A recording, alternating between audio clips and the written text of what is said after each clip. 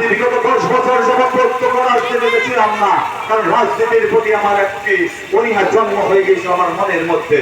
কিন্তু বিগত দিন আমি নুরুল হুদা সাহেবের চাল চলন দেখে, জনসাধারণের প্রতি ওনার প্রেম ভালোবাসা দেখে আমি আপ্লুত হয়ে ওনার নেতৃত্বে দ্বিতীয়বারের মতো আবার প্রত্যক্ষ রাজনীতি এসেছি। ইনশাআল্লাহ উনি যতদিন বেঁচে থাকবে, আমি যতদিন বেঁচে থাকবো, আমার কাজটাই হলো বিধায়ক নুরুল হুদা সাহেবের আর সাথে থেকে ওনার শক্তিশালী হাতকে শক্তিশালী করা।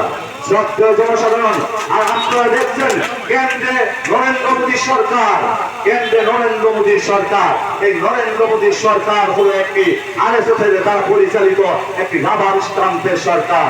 নাগপুরে বসে মোহন ভাগবত নেতৃত্বাধীন আরএসএস যে আপনার রুটিন বানিয়ে দেয়, সেই রুটিন মধ্যে চলাচল করতে হয়। আর নরেন্দ্র মোদী সাহেব সেই আপনারা দেখতেছেন আরএসএস এর ক্যাডাররা আজকে মুক্ত আকাশের তলায় বন্দুক পরিচালনার প্রশিক্ষণ নিচ্ছে, অথচ আসামেই, শুধু আসামেই হিমন্ত বিশ্ব শর্মা নেতৃত্বাধীন সরকার আমাদের 750 মাদ্রাসা বন্ধ করে দিয়েছে। যেখানে কোরআন হাদিসের শিক্ষা দেওয়া হতো, যেখানে মানুষকে সৎ পথে পরিচালিত হওয়ার শিক্ষা দেওয়া হতো, সেই মাদ্রাসাগুলো বন্ধ করে দিয়েছে। কিন্তু আর বন্দুক পরিচালনার প্রশিক্ষণ দেওয়া সেই আরএসএস এর ক্যাডারকে গ্রেফতার করার সাহসটুকু নেই হিমন্ত বিশ্ব শর্মা সাহেবের বিজেপি নেতাদের।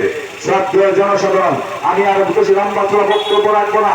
আপনারা বিভিন্ন সময় দেখে আসছেন আমাদের প্রতি যে কোনো তুচ্ছ তাচ্ছিল্য, আমাদের মুসলমানকে নিয়ে উদ্দেশ্য করে যে তুচ্ছ তাচ্ছিল্য গুলা করতেছে। কয়েকদিন আগে বলেছেন চাচা মামার ভোট লাগবে না, কয়েকদিন আগে আরেকজন ক্যাবিনেট মন্ত্রী বলেছে যে মুসলমান মানে হল চোর আর ডাকাত।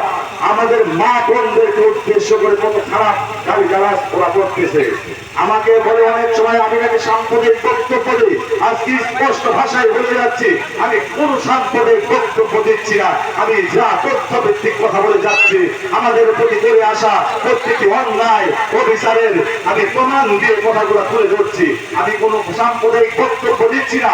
আমাদের প্রতি করে আসা, আমি কথা বলছি আমাদের প্রতি করে আসা অন্যায় অত্যাচার অবিচারের বিরুদ্ধে আমার কথাগুলো হলো একটি প্রতিবাদী চিৎকার, আমার কথাগুলাই হলো একটি প্রতিবাদী চিৎকার।